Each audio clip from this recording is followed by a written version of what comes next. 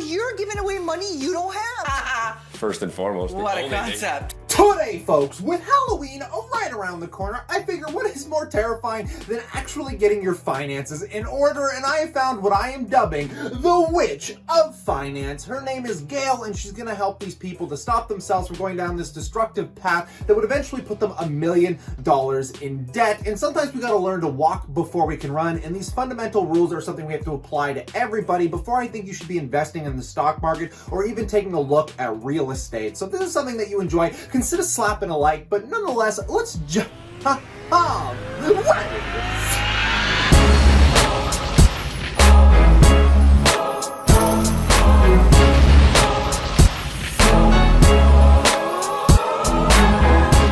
You are both way worse off than you think. So what do you make as a family? About 85 grand a year. Okay. And what would you say your annual expenses are?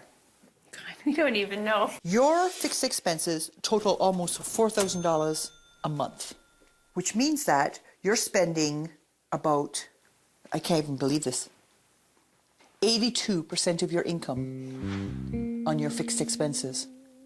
Okay, this is not food. There's no entertainment in this. This house is way too expensive for you guys. It's why you're running out of money. The other reason is that your spending is totally out of control. 74% of your money. So just in case you missed the math there, guys, they are spending 82% of their income just on their fixed expenses, and then 74% of their income just on regular expenses, nothing to even do with the basic cost of their house. So when you do the math, that is well over 100% here, which is why we're going to start understanding how they're going to basically head into $1 million in debt. Like, this gets pretty astronomically hilarious, but let's see how this breaks down first. Gift stuff, $330. That's above the department store. Family and gifts, $250. Charity. You people are very generous. You give $140 a month to charity, but you're giving away money you don't have because it's not your money. It's a credit card company's money. $174 a month on the dog? Are you sending him to university? And this is how you go $1 million in debt. And folks, and just to put it in perspective against my frugal ass, their gas and oil bill is $385 a month. Like, I'm driving 30 to 50,000 kilometers a year, and I'm only spending like $200 to $300 a month. So I don't know how they're spending that much just on oil and gas, let alone the other bills that they're just whipping a credit card out for at the end of every month. This is what's called living like a millionaire. When you go to your friend's house and they look like they're rich, this is actually how they're living. But this gets way more intense. So let's get back into this. This is no thought given. Out comes a credit card, out comes a line of credit, everything. You've been paying your mortgage with your line of credit. You're freaking insane. You are. You're insane.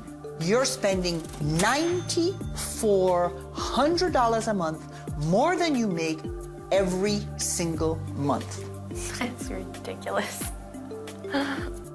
Keep it up.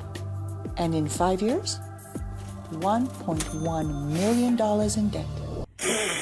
So this is where we start to see the transition from denial to acceptance to hopefully changing as this lady is about to break down understanding this math. But could you imagine spending $9,000 more a month than you actually make? I mean, it's so staggering that they even have the credit that allows them to do it, let alone using their credit to pay down their mortgage. So you're basically going from the lowest interest rate on your mortgage to like probably a much higher interest rate on your credit card. You're just shifting the debt around, owning absolutely nothing, while also spending $9,000 more than you make a month. This is a financial disaster. So this is getting more interesting. So let's keep listening. You are the worst I have come across so far. And what I have as your cure is some nasty medicine. Are you prepared to do anything I ask to solve this problem? Yes. It's frightening. You never imagined. No, and you know what? When you giggle, it looks like it doesn't matter, but I know it does. You know when you're dying, you go through like those weird stages of death and this emotional cycle? I think they need to make one of those for finance. Over the next month, I'm going to give you a series of challenges to do. You do the challenges, I'll give you up to $5,000. I'll take a nick out of this. You're living on cash, and money has a tendency to just float through your fingers. What you have to do is you have to write it down, which is where the budget binder comes in. $50, you deduct it, you see what you have left. That's all you have. Which brings me to your first challenge. Because you are childlike in your management of money and you are naive, you're going back to school with a bunch of grade 7s.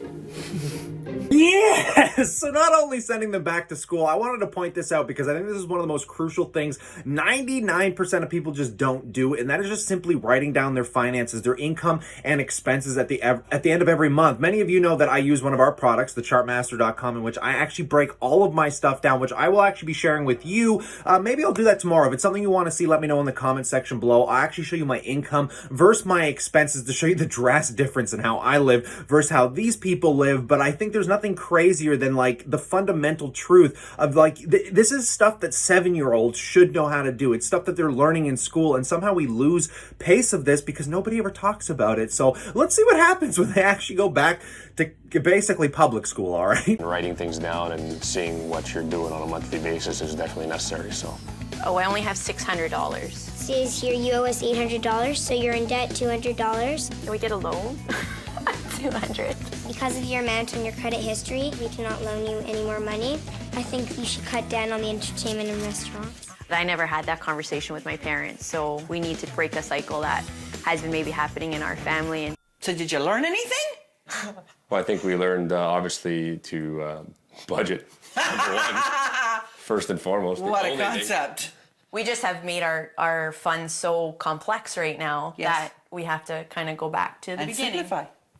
Ha ha ha ha! What a concept! I mean, this lady is so brute and blunt. She kind of reminds me of Dave Ramsey, but like the female UK version. But at least these people are actually trying to make the difference, because there's so many videos that I've watched where people just shy away and kind of hide under the rug, and they don't even want to accept that they have these problems. You see with people that have outstanding student loans and all kinds of other debt. But this gets a little bit more inspirational, and I'm really glad this lady, as rude and as harsh as she is, really gets these people's lives turned around at the second half here. You have created what looks like a perfect life. It's all built on sand because you have made not one mortgage payment from cash flow. Every mortgage payment has come off your line of credit. The debt is not the problem. The problem is you have no money to work with. This is one of the hardest things I have to do. Your challenge this week is to sell your home. You're spending almost $1,200 a month more than you should be on housing. I can get it. You can get an extra $1,200 a month net. Yes. And she has to be back at work full time. How are you going to do it? A disc jockey on the side. Are you serious? Yeah. We can't sell our house. There's no way. If that's what it's going to take, We then. can't. Because when we bought the house, I stopped DJing and You stayed know home a what? lot. Here's the thing, okay? You get it in line, no problem.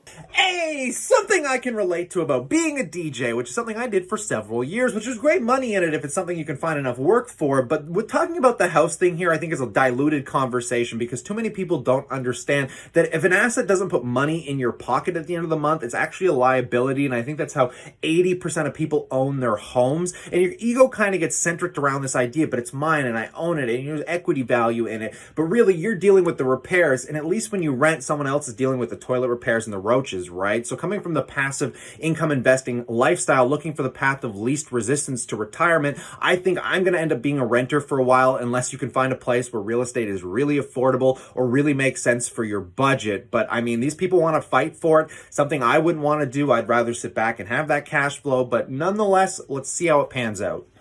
Determined to keep their home, Sandy and Mike got a consolidation loan to take care of their credit card and line of credit debt.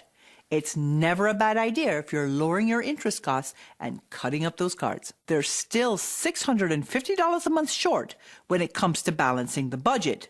Mike's confident he can fill that hole. Can you consistently get 3 paid jobs every single month? I can definitely have an average of 3 over the year. Okay, that's a good enough answer. So, like, how can I argue? Ultimately, when I go away, you're the people that have to live with this or not. That being said, you were headed to $1.1 million, and assuming you do what you've said, that's not where you're going, and you've consolidated your debt. But I try to get people debt-free in 3 years. Are you going to do it? We know what we've done wrong, and now we know that we need to change it, and we're both very dedicated, and I think our son is our greatest motivation, so we have to work for him. So we're getting a little bit of a beautiful turnaround story. At least these people are listening. But the biggest thing I have is now this guy's got to work every friggin' Saturday, at least 3 weeks out of the year. He's already working a 5-day-a-week job. And now she also has to go back and get some part-time work. And to me, like, I value my time more than I value money, more than I value just about anything. Because the freedom to get up and focus on your health, your family, your wealth, all of that stuff comes in the combination of just living what I call the passive income lifestyle. And that is something that they are just not going to go down because they are desperately trying to keep this $1 million lifestyle that they currently have. So they're willing to give up more of their freedom, more of their time. And I know they're saying they're doing it for their kid, but really is it for your kid, considering you're not even going to really have time to spend with him as much as you thought you would have? And it's not like you're building him this big empire that you're going to leave to him as a legacy. Like, again, run the math, guys. I've made videos on this in the past, that if so long as you're investing an X amount of dollar money at the end of every month, it doesn't matter whether you own real estate, stocks, or kind of a business, you can end up in just the same situation when you get toward retirement. Now, I know I advocate that I'm not the biggest fan of home ownership, but that just comes from my personal circumstances, and I got nothing against it. I know lots of people that make it work. I just think so long as it's feasible, it's not 100% of your wealth going into that asset, because then you're under diversified. And it comes back to the same point of buying new cars and stuff, guys. Unless you got like $1 million in the bank, why are you buying a new car? And that's a hard reality for most people to grasp. But let's just catch the end of this and then we'll finish up. I have a check for you for $4,000. It's a big check. You've made progress, and I am pleased. You still have a way to go. Okay. However, if in 3 months you are on plan, I'll send you the extra $1,000. That's motivation. Okay. I also have for you 6 certificates for you to go out for dinner.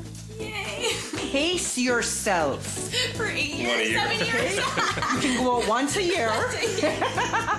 Well, it sucked seeing the 4 instead of the 5, but after the bonus, dinner nights out, and the potential to get that extra 1,000 by staying on track. First of all, let me say that I want this financial advisor, somebody that'll pay you to get your shit together. I mean, that's far and few between. Maybe she's not so much the wicked witch of finance here, guys, but it's nice to see these awesome turnaround stories because, again, most people don't even want to listen to this because the mountain of work and the years it takes to get kind of your shit together when you're this far in the hole. But the consolidating of the loan, bringing all of this together, I mean, it's kind of a bit of a beautiful story, and I would love to know what you guys think about this in that comment section below. Did this inspire you to help get your finances together? I pray to God that you're taking at least every month to write down your income and expenses, and you are not operating on a deficit. But if you guys want to see me do a little bit of a finance income breakdown, just consider slapping a like and letting me know in that comment section, and maybe I'll do one this week. But stay cool, stay awesome, and I look forward to chatting to you tomorrow.